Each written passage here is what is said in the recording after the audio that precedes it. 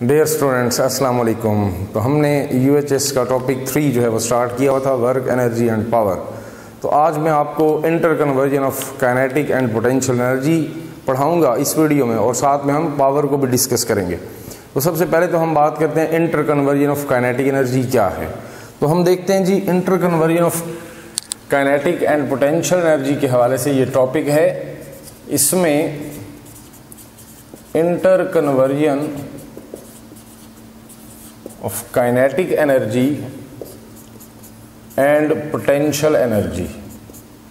तो यहाँ पे इस टॉपिक को शुरू करने से पहले एक क्वेश्चन मैं आपसे डिस्कस करना चाहता हूँ कि क्वेश्चन अगर यूँ आ जाए inter conversion of kinetic and potential energy के हवाले से कि if there is no air resistance, there is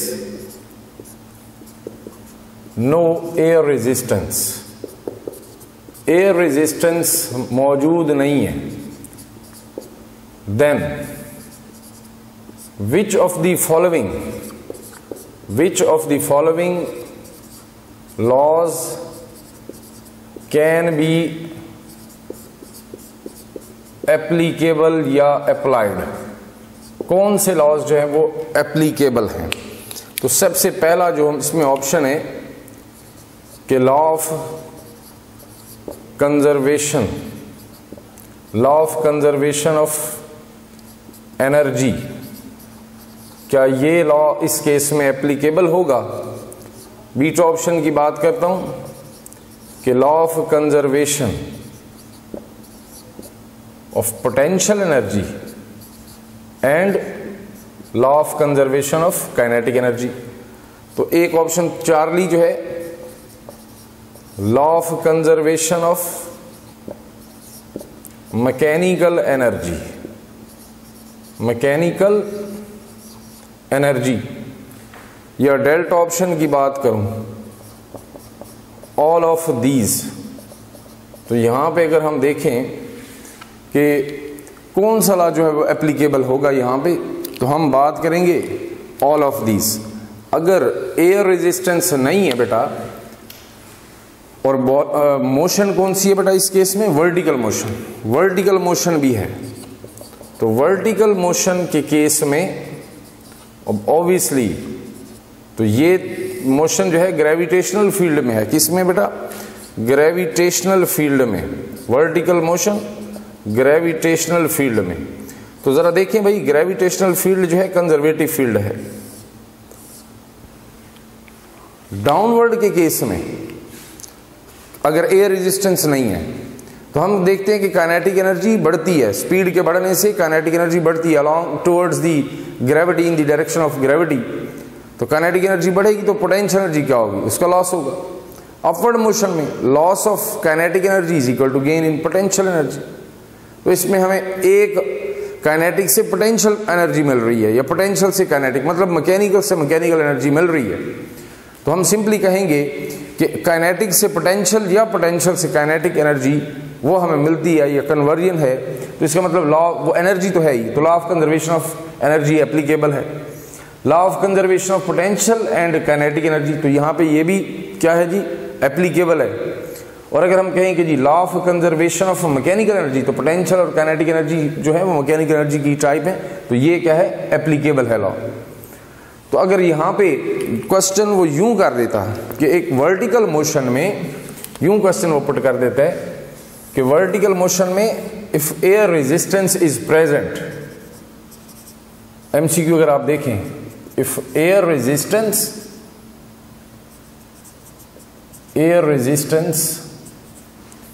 is present, air resistance हम कंसीडर कर रहे हैं in vertical motion, vertical motion gravitational field में है, vertical motion in gravitational field और एयर रेजिस्टेंस भी मौजूद है, then which of the following laws can be applied, कौन से लॉज जो है हम यहां पे अप्लाई कर सकते हैं। तो हम कहेंगे सबसे पहली इसकी ऑप्शन क्या है, law of conservation of energy law of conservation of mechanical energy, law of conservation of mechanical energy. Delta option की बात करूं, law of conservation of kinetic energy only, या मैं डेल्टा ऑप्शन की बात करूं कि बोथ अल्फा एंड बीटा, तो जरा मुझे बताएंगे यहां पे क्या ऑप्शन ठीक बनेगा कि अगर एयर रेजिस्टेंस यहां पे मौजूद है in vertical motion, then which of the following laws can be applied. तो हम कहेंगे अब एयर रेजिस्टेंस मौजूद है, वर्टिकल मोशन है, अगर हम कहेंगे जी डाउनवर्ड मोशन है, तो डाउनवर्ड मोशन के केस में हम कहेंगे loss of potential energy is equal to gain in kinetic energy. लेकिन अभी यहां पे work done against air resistance भी है, तो work done air resistance normally कैसे हमें मिलेगा, हीट की फॉर्म में, हीट डिसिपेशन की फॉर्म में। तो work done against air resistance या एयर फ्रिक्शन, तो वो क्या है, डिसिपेट होगा वो वर्क एज अ हीट। तो अब हमें मैकेनिकल एनर्जी से जस्ट मैकेनिकल एनर्जी नहीं मिल रही, बल्कि हमें क्या मिल रही है, साथ में हीट भी मिल रही है। तो यहाँ पे इसका मतलब क्या है, law of conservation of energy जो है ये एप्लीकेबल है, law of conservation of mechanical energy applicable नहीं है, बिकॉज यहाँ पे सिर्फ काइनेटिक से पोटेंशियल या पोटेंशियल से काइनेटिक नहीं मिल रही, बल्कि साथ में हीट भी इन्वॉल्व हो रही है, और heat is not a type of mechanical energy. तो law of conservation of kinetic energy only, ये भी गलत हो जाएगा। मैकेनिकल एनर्जी के लिए law of conservation of mechanical energy, ये भी गलत हो जाएगा, और ये ऑप्शन तो ऑब्वियसली मान नहीं सकता। तो यहाँ पे सिर्फ क्या, कौन सा लॉ एप्लीकेबल है, law of conservation of energy. तो हम इसको बुक से, एक हमारे पास बुक में law of conservation of mechanical energy के हवाले से हम बात करेंगे कि लॉ ऑफ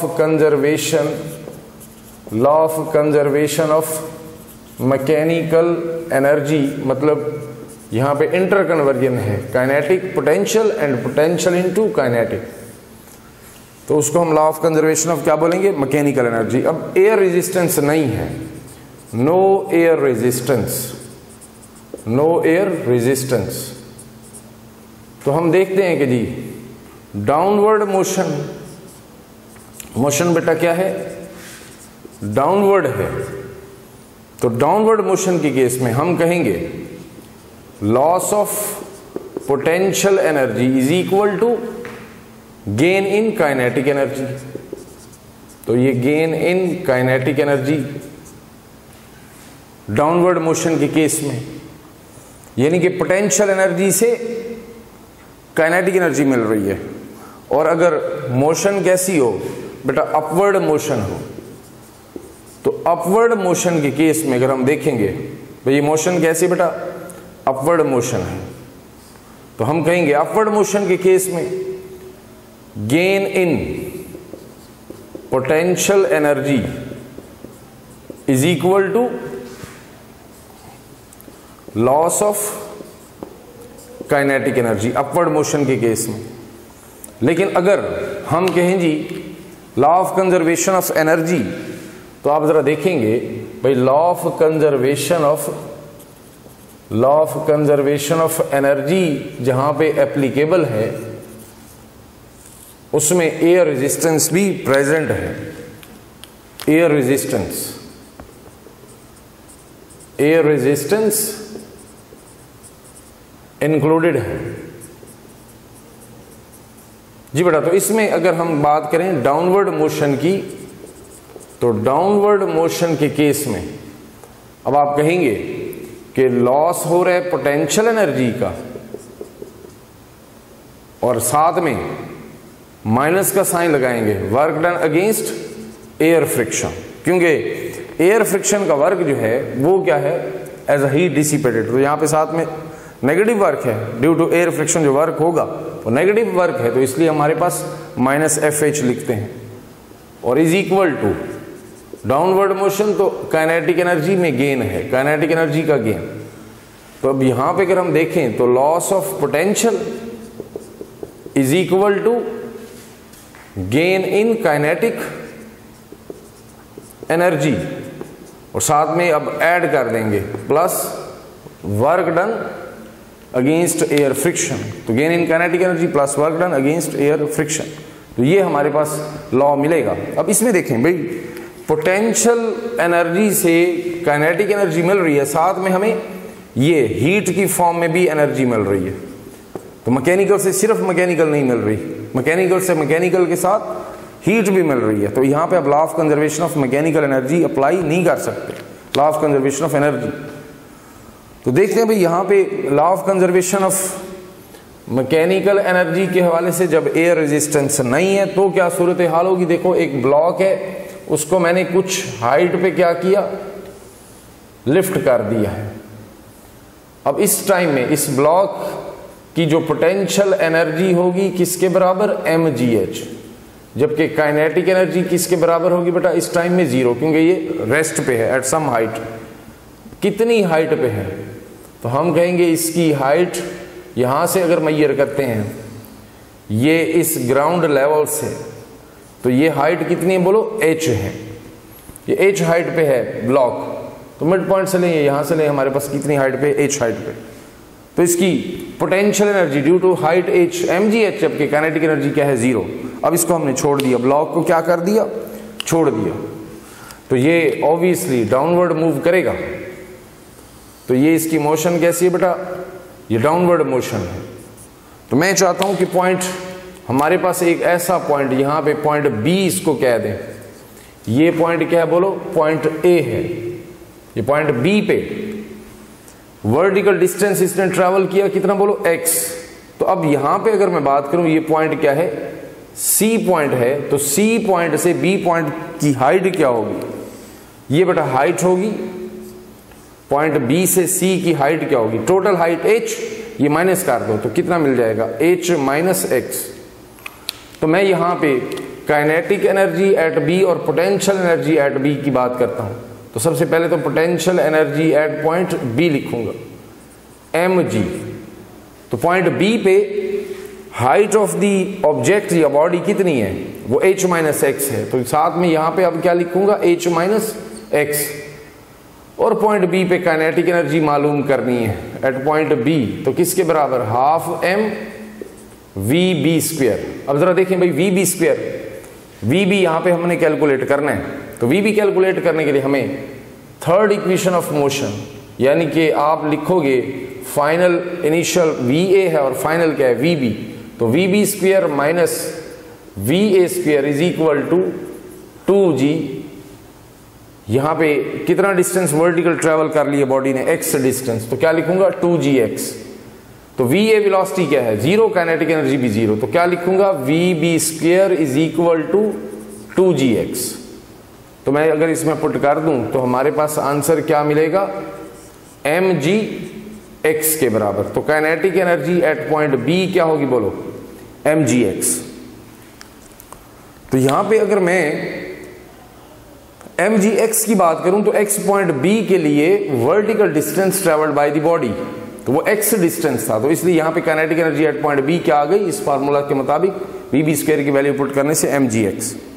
अब पॉइंट C पे इस तरह से मैं अगर पोटेंशियल एनर्जी मालूम करूंगा, potential energy at point C क्या होगी 0, जबकि kinetic energy at point C क्या होगी। तो आप कहेंगे जैसे ये रिलेशन बनाया था, अब यहां पे mg और ये वर्टिकल हाइट, कितना वर्टिकल डिस्टेंस ट्रैवल किया, h के बराबर। तो यहां पे जी बेटा, तो यहां पे हमारे पास जिस तरह से ये वर्टिकल हाइट h है, इस हाइट h को ट्रैवल करने में ऑब्वियसली इस ऑब्जेक्ट ने वेलोसिटी क्या करनी है, पॉइंट C को हिट करते हुए मैक्सिमम वेलोसिटी के साथ मैक्सिमम वेलोसिटी गेन करनी है। अब वही वेलोसिटी जो है वो डिपेंड करती है, जैसे हमने कहा vb स्क्वायर जो है x डिस्टेंस के लिए, यहां पे vb क्या बन जाएगी 2gx। तो h हाइट के लिए वेलोसिटी क्या बन जाएगी, vc square is equal to 2gh। तो यहां पे अगर हम वही हाफ m v स्क्वायर के केस में v स्क्वायर को 2gh पुट करूंगा तो हमारे पास रिलेशन क्या मिलेगा, kinetic energy at point C mgh, जैसे मैंने ये रिलेशन बनाया था। तो जितनी ज्यादा वर्टिकल डिस्टेंस उतनी ज्यादा वेलोसिटी, उतनी ज्यादा kinetic energy.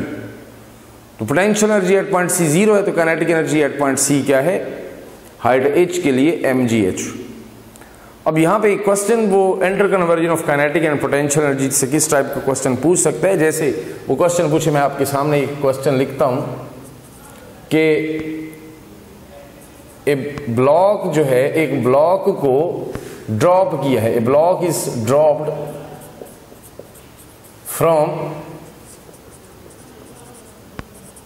A height of 100 metre. मालूम करनी है जी ratio of kinetic energy and potential energy, kinetic energy and potential energy when it is 25 meter, when it is 75 meter above ground। तो जब ये ग्राउंड से कितना ऊपर हो, 75 मीटर, तो आपने ratio of kinetic and potential energy मालूम करनी है। इसके ऑप्शन जरा देखें। इसके ऑप्शन 1:3 है, बीटा ऑप्शन 3:1 है, चार्ली ऑप्शन 1:2 है और डेल्टा ऑप्शन 1:1 है। तो जरा देखेंगे हमारे पास यहाँ पे काइनेटिक और पोटेंशियल एनर्जी के लिए रेशियो मालूम करनी है, तो ये रेशियो क्या होगी 1:3। इसको हम सॉल्व करके देखते हैं भाई इसका सोल्यूशन कैसे लिखेंगे। देखिए बेटा, सॉल्यूशन में आप देखोगे कि कितनी हाइट से ड्रॉप किया, 100 मीटर हाइट से, ग्राउंड से उस मैक्सिमम हाइट का डिस्टेंस कितना है, h is equal to 100 metre. Question करता है कि जी एक ब्लॉक है, उसको ड्रॉप किया आपने 100 मीटर हाइट से। अब इसी ब्लॉक की काइनेटिक एंड पोटेंशियल एनर्जी की रेशियो मालूम करें when it is 75 metre above ground. 75 metre above ground का मतलब क्या है कि ये हमारे पास ये डिस्टेंस जो है, ये हाइट जो है ग्राउंड से, ये हाइट कितनी है, ये 75 मीटर है। तो वर्टिकल डिस्टेंस कितना ट्रैवल कर लिया इस बॉडी ने, तो आप कहेंगे ये डिस्टेंस जो है वो कितना होगा 25 मीटर। ऑब्वियसली टोटल हाइट कितनी थी बोलो, 100 metre. When it is 75 metre above ground, तो इसका वर्टिकल डिस्टेंस ट्रैवल कितना होगा 25 मीटर। अब यहां पे हम मालूम करने जा रहे हैं काइनेटिक एनर्जी और पोटेंशियल एनर्जी की रेशियो। तो देखिए बेटा, काइनेटिक एनर्जी के फार्मूला में हम लिखते हैं mgx। x क्या है, वर्टिकल डिस्टेंस ट्रैवल्ड, तो मैं x की जगह क्या लिखूंगा 25 मीटर। जबकि पोटेंशियल एनर्जी क्या होगा, हम लिखेंगे mgh-x। h कितना है बोलो 100, x कितना है 25। तो आप कहेंगे mgh-x का मतलब 100 - 25, h कितना 100 और x कितना 25, तो बाकी कितना मिलेगा 75। या आप यूं भी कह सकते हैं कि भाई इस पॉइंट B पे, इस पॉइंट B पे B की हाइट फ्रॉम C या फ्रॉम ग्राउंड कितनी है जी 75 मीटर। तो यहां पे आप mgh पुट करते हैं, तो अब यहां पे आपने हाइट कितनी पुट करनी है 75 मीटर, x कितना पुट करना है 25 मीटर काइनेटिक एनर्जी के लिए।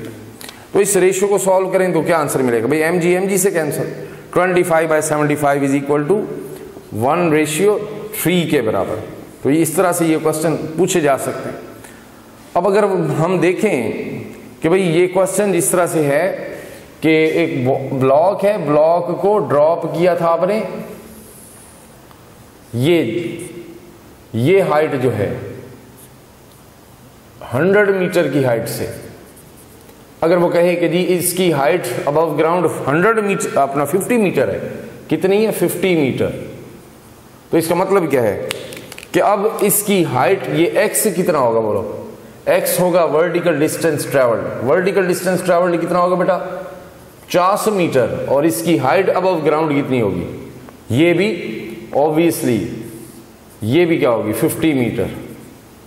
तो vertical distance travelled bye block कितना है जी, अगर 50 मीटर और इसकी हाइट अबव ग्राउंड भी 50 मीटर है, तो आप अगर यहां पे काइनेटिक एनर्जी पोटेंशियल एनर्जी की रेशियो मालूम करोगे तो आप लिखोगे यहां पे mgx x कितना 50, तो 50 पुट कर दिया, और यहाँ पे mgh माइनस एक्स, h कितना था 100, x माइनस कर दो 50, तो यहाँ पे भी क्या मिलेगा आपको आंसर, इसका h माइनस एक्स का आंसर 50। तो ये रेशियो क्या मिलेगी 1:1। तो यानी कि 50% पोटेंशियल किस में कन्वर्ट हो चुकी हुई है, 50% potential energy is converted to kinetic energy. तो यहाँ पे रेशियो इस तरह से मिल गई 1। भाई काइनेटिक एनर्जी के लिए ये वर्टिकल डिस्टेंस ट्रेवल्ड, और हम कहते हैं कि जी पोटेंशियल एनर्जी के लिए हाइट अबव द ग्राउंड, वो पोटेंशियल एनर्जी के लिए आप h पुट कर दो। तो ये हमारे पास इस तरह से ये क्वेश्चन सॉल्व होते हैं। तो नेक्स्ट बेटा हम यहाँ पे पावर को डिस्कस करेंगे। तो व्हाट इज पावर, तो देखते हैं जी पावर को हम किस तरह से यहाँ पे प्रेजेंट करते हैं, उसके फार्मूलाज क्या हैं, क्वेश्चंस किस तरह से हैं। तो देखिए बेटा पावर जो है, पावर को हम डिफाइन करते हैं rate of doing work, rate of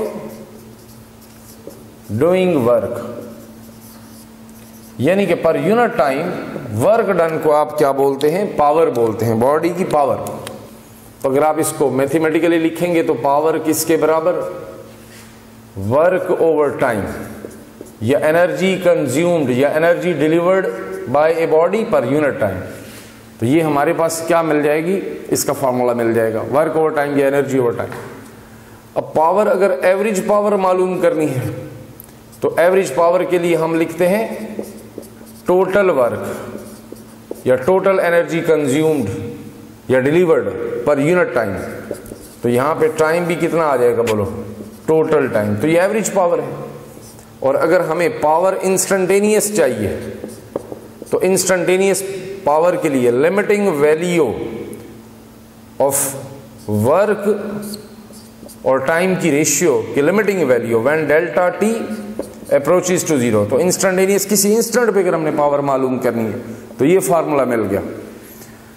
और यहां पे अगर हम देखें पावर इंस्टेंटेनियस के बाद अगर हम पावर को देखें, पावर वर्क ओवर टाइम के बराबर होता है, तो हम यहां पे एफ डॉट डी भी पुट कर सकते हैं, F dot D over time T.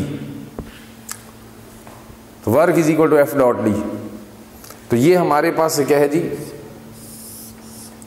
Power का ये फॉर्मूला भी है।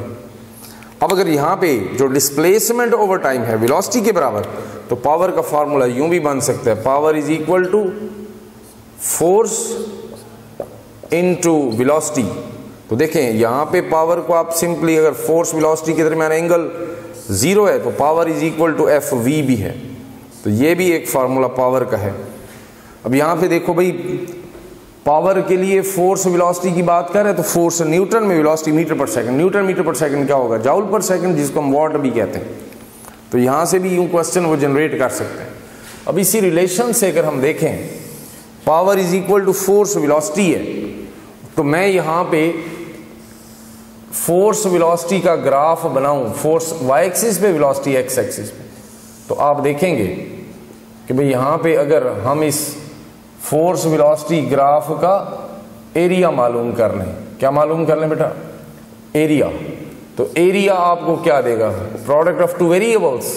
तो आप कहेंगे area of force velocity graph या area under force velocity graph.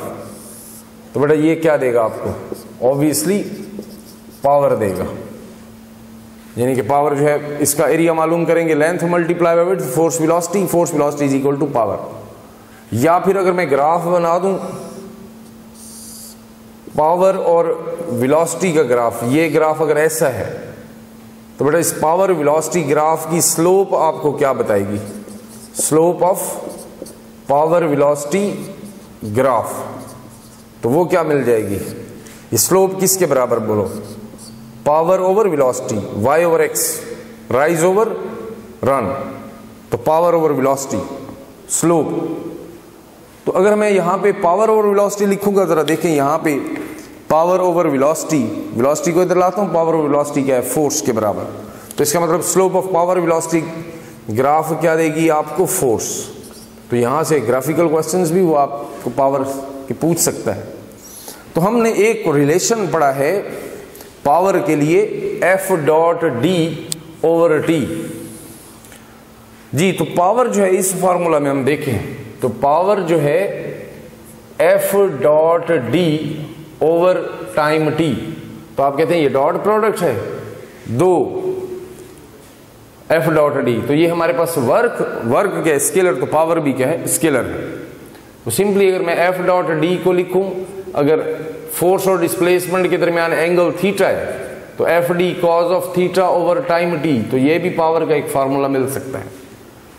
तो अगर मैं यहां पे बात कर रहा हूं कि power is equal to F D cos of theta over T, तो यहां पे ये रिलेशन हमारे पास बड़ा यूजफुल रिलेशन है। इसमें हमें पता चलेगा कि पावर जो है वो एंगल थीटा पे डिपेंड करता है, यानी कि अगर वर्क मैक्सिमम, तो इसका मतलब क्या है, work maximum per unit time power भी क्या होगी, मैक्सिमम।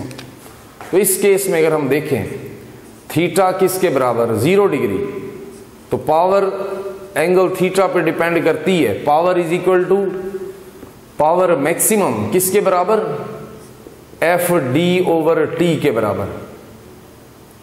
एंगल थीटा फोर्स और डिस्प्लेसमेंट के दरमियान कितना है, theta is equal to 90 degree. तो इस केस में हम कहेंगे पावर क्या होगी, फोर्स डिस्प्लेसमेंट वर्क 0, तो पावर भी क्या मिल जाएगी, 0। तो हम यहां पे इसी पावर मैक्सिमम को एफ डी ओवर टी को इस रिलेशन में पुट कर दें, तो पावर किसके बराबर, एफ डी की जगह मैं क्या लिखूं, power maximum F D over T की जगह power maximum F D over T, तो साथ में क्या लिखूंगा, कॉज ऑफ थीटा। तो यहां पे हमारे पास ये रिलेशन भी पावर के लिए यूजफुल है। तो पावर ओवर पावर मैक्सिमम किसके बराबर, कॉज ऑफ थीटा के बराबर। तो ये सारे बेटा मैं आपके सामने एमसीक्यूज लिख रहा हूं जी। तो पावर के लिए एक फॉर्मूला देखें, पावर जो है वो एनर्जी डिलीवर्ड या energy consumed by body per unit time है। तो एनर्जी जो है वो पोटेंशियल एनर्जी भी हो सकती है, तो इसको क्या लिखूंगा, M G H over T.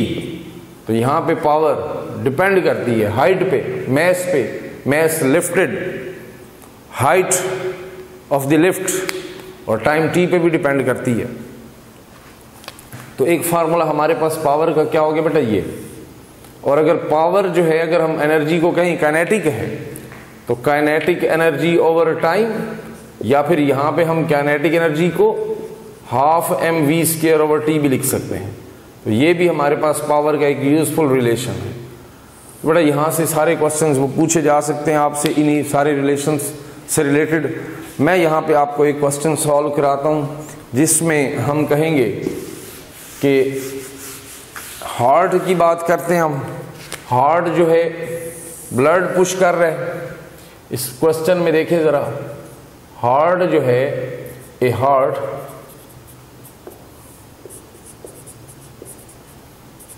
Push 1 cc blood, 1 cc blood push कर रहे हैं इन 1 second under pressure of 20,000 Newton पर स्क्वायर मीटर। तो हम इस केस में पावर ऑफ दी हार्ट मालूम करना चाहते हैं, कितनी होगी भाई, 0.2 वाट होगी, 0.02 वाट होगी, या चार्ली में देखें 0.2 किलो वाट होगी, या डेल्टा की बात करें 0.02 किलो वाट होगी। तो देखिए बेटा ये हमारे पास 4 ऑप्शंस दिए हुए हैं। हार्ट जो है वो ब्लड सप्लाई कर रहा है, पुश कर रहा है, कितना ब्लड, 1 cc, कितने टाइम में, 1 सेकेंड में, कितने प्रेशर के साथ, 20,000 न्यूटन पर स्क्वायर मीटर के साथ। तो इसका जरा पहले ऑप्शन तो देखो, तो ये हमारे पास बनेगा 0.02 वाट। तो इसको सॉल्व करने के लिए अब हमारे पास ऐसा तो कोई फार्मूला हमने पावर का पढ़ा ही नहीं है, तो फिर हम इसको कैसे सॉल्व करें, जरा सोचें इस बात पे कि इस क्वेश्चन को सॉल्व करने के लिए हमें अगर फार्मूला हमारे जहन में नहीं भी आ रहा, तो हम कुछ क्वांटिटीज को, जो गिवन क्वांटिटीज हैं, उनको मल्टीप्लाई डिवाइड करके भी पावर कैलकुलेट कर सकते हैं। तो पावर बेटा देखो, अगर ये हमारे पास प्रेशर है और ये वॉल्यूम है 1 cubic centimetre, 1 cc 1 cubic centimetre, इसको क्यूबिक मीटर में कन्वर्ट कर दें, और प्रेशर से मल्टीप्लाई कर दूं पावर को, तो आंसर हमारे पास क्या मिलता है, newton metre divided by 1 second, तो newton metre per second is equal to joule per second. इस तरह से पावर का फॉर्मूला हमारे पास बन गया। तो पावर जो है अगर मैं यहां पे देखूं तो पावर किसके बराबर बेटा, ये हमारे पास pressure force per unit area और मल्टीप्लाई कर दूं किससे, वॉल्यूम से, volume of the blood divide करूं टाइम टी। ये पी क्या है, प्रेशर है, ये पावर, और ये पी क्या है, प्रेशर। तो देखिए बेटा प्रेशर जो है वो कितना है, 20,000 लिख दूं साथ में न्यूटन पर स्क्वायर मीटर। वॉल्यूम तो 1 cc ब्लड 1 क्यूबिक सेंटीमीटर को आप लिख सकते हो 10 to the raise power -6 cubic metre. तो यहां पे मैंने लिख दिया क्यूबिक मीटर, क्यूबिक मीटर। तो डिवाइड कर दूंगा किससे, 1 सेकंड से। तो इस तरह से अगर आप देखेंगे तो न्यूटन पर स्क्वायर मीटर, स्क्वायर मीटर क्या करेगा, इस क्यूबिक मीटर का क्यूब खत्म कर देगा, बाकी क्या बचेगा, मीटर। तो आंसर किस में आएगा, न्यूटन मीटर, जो कि जाउल है, joule per second is equal to watt. तो इसका मतलब ये है कि अगर हम प्रेशर को वॉल्यूम से मल्टीप्लाई करें तो हमें क्या मिलती है, एनर्जी मिलती है, ये वर्क मिलता है। तो energy over time is equal to power. तो यहां पे अगर मैं इसको सॉल्व करता हूं तो जरा देखें, तो इसका सॉल्यूशन हम देखते हैं कैसे बनता है।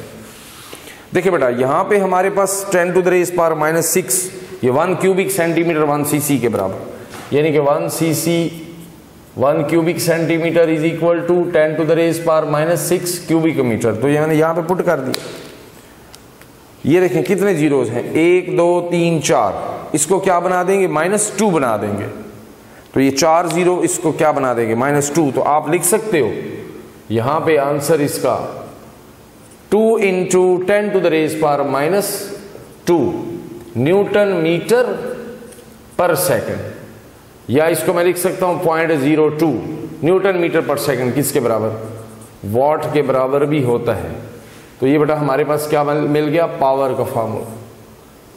इस तरह से बाकी पावर के रिलेशन आपके पास हैं, mgh/t। तो इसमें भी एक वेट लिफ्टर कुछ वेट लिफ्ट करता है through a height in time t seconds. तो यहां पे भी पावर के इस तरह के फार्मूला से क्वेश्चंस बन सकते हैं।